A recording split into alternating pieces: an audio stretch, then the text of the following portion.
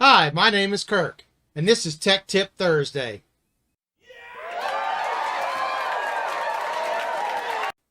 So what I'm going to do is each week I'm going to try to touch on a few little things. I'll try to keep it as general as I can. We are baby lock dealers, so anything I show you is going to be on a baby lock machine, but pretty much anything I do is just going to be general terms. If you have any questions, type your questions in below. I will keep up with them. I will answer them, and who knows, I may even use them on my next video. Make sure you like and subscribe. That way you know anytime that I post or anytime that I go live, it'll send you a notification. But Thursday mornings, 11 o'clock. You can also go to our Facebook page, A Stitch in Time NC. The NC, abbreviated for North Carolina. Very important, because if not, you may wind up somewhere else. So, anywho's, let's get on to it. Okay, so one of the things that people tell me all the time when they bring their machines in, my timing is off. My timing is off. Really? How do you know your timing's off? Well, it's skipping stitches, okay? And the thread's bunching up, so the timing just has to be off. And I'm here to tell you, in about 3.5 years, close to 4 years now, I have run into, I think, two machines that have been off time. That's it. A lot of the things I see, honestly, are things that you can prevent or that you can do yourself. Number one thing you want to do, first of all, if your stitches start to go wonky, how long has it been since you changed your needle? Okay? Do you have thick fabric in? Are you going through something really heavy? Because there's a good chance that your needle is bent. Or if you haven't changed it in months, well, you may want to try a new needle. Honestly, I know it's sometimes hard. If you're doing small projects, that's one thing. You just kind of got to go with your gut feeling. I normally tell people, because I do long arming for the shop myself, every single project I put in a new needle. Now, if you're doing something really, really small, okay, I get it. You don't have to change needles, but good practices, best practice, change your needle every time. Get that out of the way.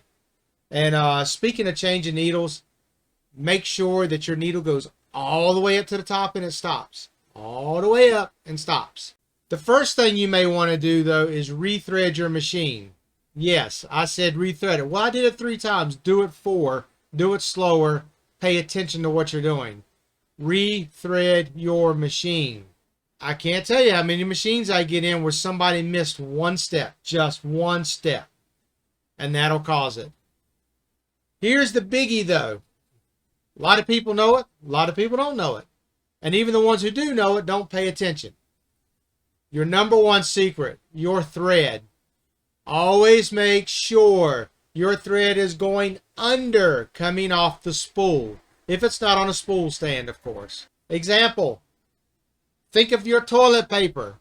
It's supposed to come over the top, not underneath it. It comes underneath it. It scrapes the wall and gets all the nastiness on it. Just saying. As long as your thread comes underneath, it's going to pull correctly. Last but not least, and this is a good one. People tell me all the time, oh, I clean my machine. I clean my machine. Okay. Well, I've changed the needle. I know it's threaded right.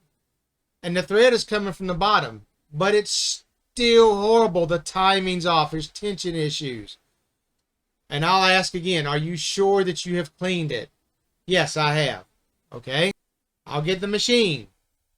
I'll pop the top off. Take off the gray needle cover. That looks okay. Did you take the needle plate off and clean under it? Did you take your bobbin case out and clean under it? First things first. Change your needle. Rethread your machine.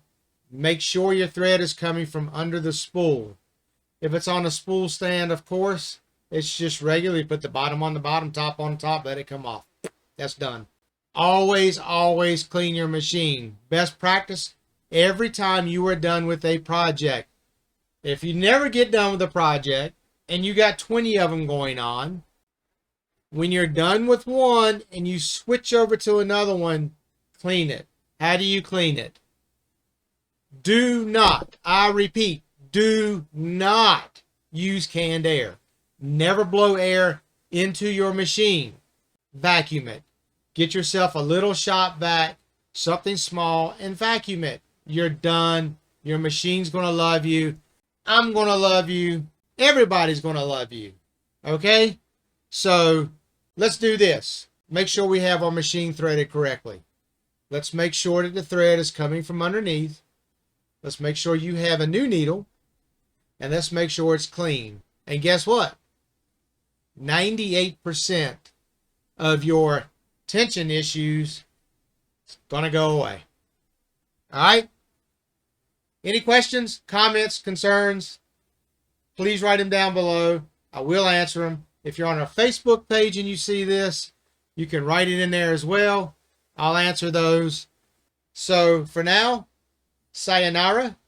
You guys have a blessed day, and I will see you back here next Thursday.